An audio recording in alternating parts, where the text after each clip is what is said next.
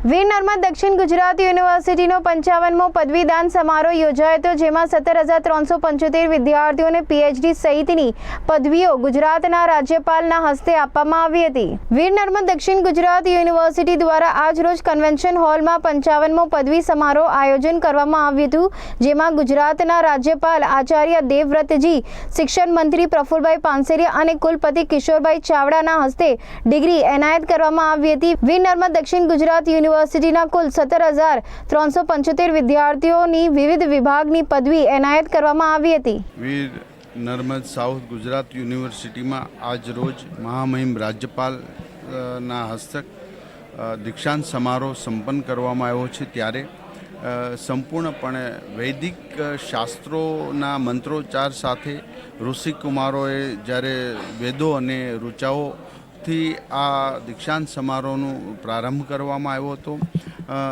અંદાજે 17,000 ઉપરના વિદ્યાર્થીઓને એક ક્લિક કરી વેબ પર એમની ડિગ્રીને લોન્ચ કરવામાં આવ્યું હતું, આપવામાં આવી હતી અને લગભગ 120 જેટલા વિદ્યાર્થી ભાઈઓ બહેનોને પીએચડી અને ગોલ્ડ મેડલ પ્રાપ્ત થયા છે, જેમને સ્ટેજ ઉપર દીક્ષાંત વિદ્યાર્થીઓને આપવામાં આવ્યા હતા।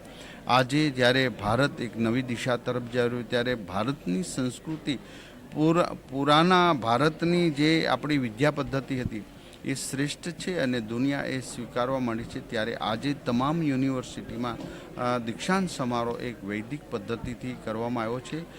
કુલપતિ ચાવડા સાહેબ અને એમની ટીમે ખૂબ સરસ આયોજન કર્યું છે। જે ડિગ્રી પ્રાપ્ત કરનાર તમામ વિદ્યાર્થી ભાઈઓ બહેનોને હું હૃદયપૂર્વક શુભેચ્છા પાઠવું છું।